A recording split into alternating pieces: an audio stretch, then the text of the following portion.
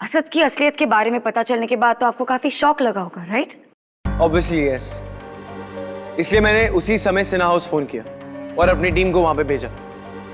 Your honour, मुझे समझ नहीं आ रहा है कि मेरी काबिल दोस्त साबित क्या करना चाहती है। आतंकवादी 3 थे, तीसरा आतंकवादी अरविंद गुप्ता है, चौथे लड़के ने तस्वीरें खींची। Is it a joke?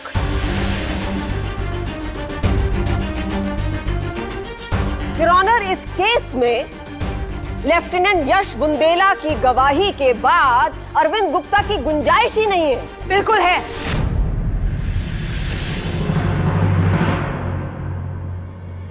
अभी तक लेफ्टिनेंट बुंदेला ने सिर्फ 2 फोन कॉल्स के बारे में बात की। एक जो 4:02 पे असद जिलानी ने इन्हें किया था और एक 8:43 पर जो इन्होंने असद जिलानी को किया था। ऑलमोस्ट 5 घंटे बाद आप जब उस फ्लैट में शाम के लगभग 4:30 बजे तक पहुंचे, आपको ये पता चला कि असद के जो 3 बेस्ट फ्रेंड्स हैं वो टेररिस्ट हैं। यही बात कंफर्म करने के लिए आपने असद जिलानी को फोन किया था, राइट?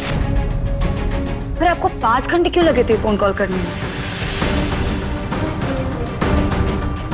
इतनी क्रूशियल इंफॉर्मेशन कलेक्ट करने में आपने 5 घंटे गवा दिए। 5 घंटे बहुत होते लेफ्टिनेंट बुंदेला। अदालत जवाब जानना चाहती, जवाब दीजिए। योर ऑनर, इसका जवाब मैं देती हूं। मैं बताती हूं कि 5 घंटे इनको कहां और क्यों लगे। 1 जून की दोपहर 4:30 बजे लेफ्टिनेंट यश बुंदेला फ्लैट में रेड करते हैं। वहां से मिले सुरागों से इन्हें समझ में आ जाता है कि आज ही ब्लास्ट होने वाले हैं। अगले 5 घंटे योर ऑनर, ये और इनकी टीम 2 ब्लास्ट को पूरी तरह से नाकामयाब कर देते हैं। It is only because of this man. उस रात स्कूटी शॉप और सिन्हा हाउस में ब्लास्ट नहीं हुए, नहीं तो उस दिन शहर में 1 नहीं 3 ब्लास्ट होते योर ऑनर। जिस आर्मी ऑफिसर ने उस दिन आतंकवादियों का ठिकाना पता किया, वहां रेड की, जिस आर्मी ऑफिसर ने अपनी जान पर खेल कर एक बॉम्ब डिफ्यूज किया, जिस आर्मी ऑफिसर ने तीसरा ब्लास्ट होने से बचाया, आज उसी आर्मी ऑफिसर पर शक किया जा रहा है। आज उसी पर सवाल खड़े किए जा रहे हैं।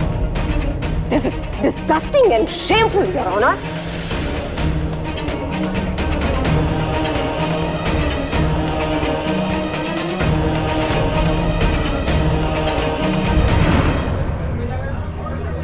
Order, order. Miss Ramakrishnan, I agree with Mrs. Sinha. Army हमारे देश की सबसे एफिशिएंट, सबसे honest and most dependable organisation है। आपको एक आर्मी ऑफिसर को शक की निगाह से नहीं देखना चाहिए, और खासकर लेफ्टिनेंट बुंदेला जैसे ऑफिसर को। योर ऑनर, मैं आर्मी की बहुत रिस्पेक्ट करती हूँ, पर मैं तो सिर्फ इस केस का सच सबके सामने लाने की कोशिश कर रही हूँ। 8:43 को असद जिलानी के पास लेफ्टिनेंट बुंदेला का फोन जाता है और 8:55 को असद जिलानी ने हैदर जिलानी को फोन किया। योर ऑनर, इसमें हैरानी की क्या बात है?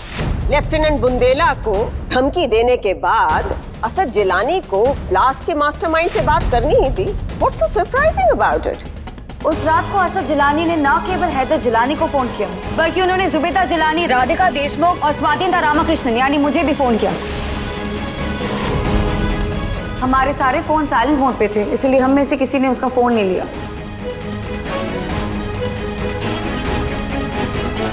और आप सभी से मैं एक रिक्वेस्ट करना चाहूँगा।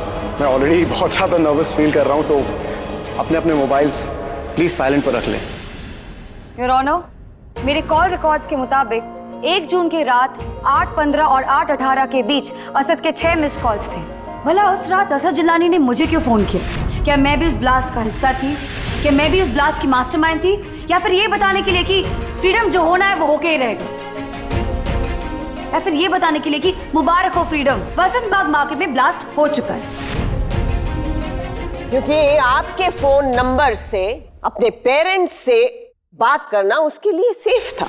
ये फैमिली आपको हमेशा से मैनिपुलेट करती आई है। असद जिलानी ने आपको पूरी जिंदगी मैनिपुलेट किया है, और इतना ही नहीं, आज मरने के बाद भी आपको मैनिपुलेट कर रहा है। योर ऑनर, मैं अक्सर कोर्ट में पर्सनल सवाल नहीं पूछती हूँ, पर आज एक पर्सनल सवाल मैं मिस रामाकृष्णन से पूछना चाहूंगी। मैं इनसे पूछना चाहूंगी कि जिलानी से इनका रिश्ता कैसे बना।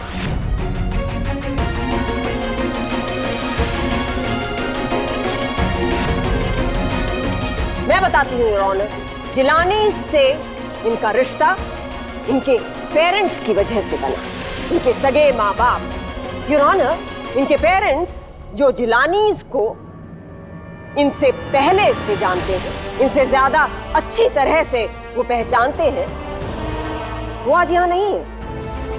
क्यों? क्योंकि वो जिलानीज की असलियत जान चुके हैं। वो जान चुके हैं कि ये लोग देशद्रोही हैं, हत्यारे हैं और आतंकवादी हैं। बकवास कर रही हो। बकवास मैं नहीं, बकवास आप कर रही हैं आतंकवादियों को बचाने के लिए।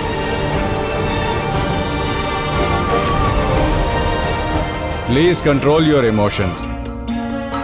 योर ऑनर, एक हिंदू लड़की खुद को एक मुस्लिम परिवार की बेटी मानती है। एक ऐसा मुस्लिम परिवार जो आतंकवादी है। I object your honour. मुल्जिम और मुजरिम दो अलग अलग शब्द होते हैं। जब तक एक जुर्म साबित नहीं हो जाता, एक मुल्जिम मुल्जिम रहता है, मुजरिम नहीं बन जाता है वो। मैं प्रोसिक्यूटर मैम से अपील करूंगी कि वो ऐसे शब्दों का इस्तेमाल न करें। आपने देखा योर ऑनर, जिलानी इसके बारे में कोई कुछ कहे तो इन्हें कितना गुस्सा आ जाता है। योर ऑनर, वो उनके लिए कुछ भी करने के लिए तैयार है। वो अपने परिवार, अपने ससुराल, अपने हस्बैंड, यहां तक कि अपने देश से लड़ने के लिए तैयार है। मिस रामाकृष्णन, मैं गलत हो सकती हूँ, मेरे परिवार वाले गलत हो सकते हैं, आपके परिवार वाले गलत हो सकते हैं, पर ये पूरा देश तो गलत नहीं हो सकता।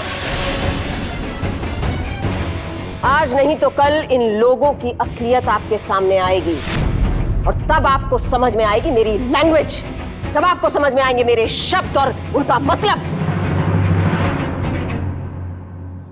तब आपको समझ में आएगा मुल्जिम और मुजरिम में फर्क, और तब आप समझेंगी कि इस परिवार ने आपको कठपुतली बनाकर कैसे नचाया। और इस सब में कुछ ज्यादा वक्त नहीं है, कुछ ही दिनों की बात है। और आप तो आज ही साबित कर देना चाहती हैं ना कि अरविंद गुप्ता का उन ब्लास्ट से कनेक्शन था, वो उनमें शामिल है। Let me tell you something, आप अगले 50 साल भी ये कोशिश करती रहेंगी तो ये साबित नहीं कर पाएंगी, क्योंकि ऐसा कोई कनेक्शन है ही नहीं। योर ऑनर, ये टेररिस्ट एक्ट ये सबके सामने हुआ है। ब्लास्ट का मास्टरमाइंड सबके सामने खड़ा है। जो 2 मेन ऑफिसर्स इस मिशन में शामिल थे, एक शहीद हो चुका है और दूसरे ने यहां खड़े होकर आज हमारे सामने टेस्टिफाई किया है कि असद जिलानी ही टेररिस्ट है। इसके बाद में और क्या चाहिए?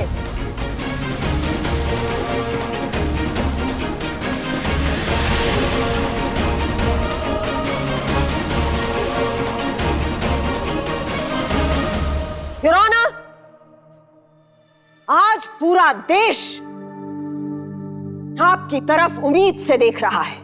उम्मीद इंसाफ होने की, उम्मीद गुनहगारों को सजा मिलने की, और उम्मीद जल्द से जल्द फैसला होने की।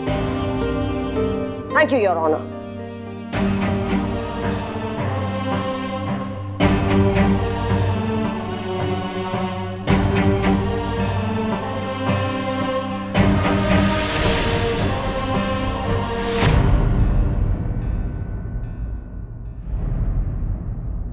डिफेंस आर्ग्यूमेंट के सामने कोई और आर्ग्यूमेंट रखना चाहती हैं?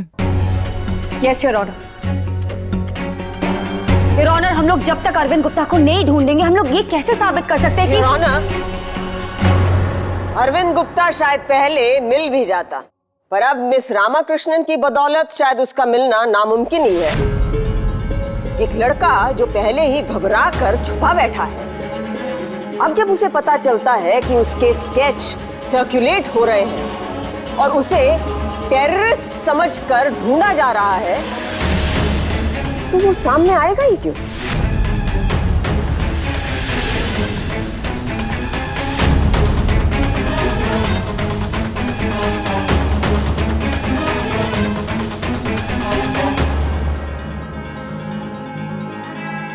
मिस रामाकृष्णन, सुहासिनी जी की इस बात से तो अदालत भी इत्तेफाक रखती है।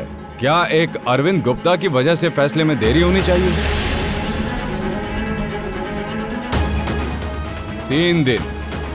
3 दिन का वक्त दिया जा रहा है आपको।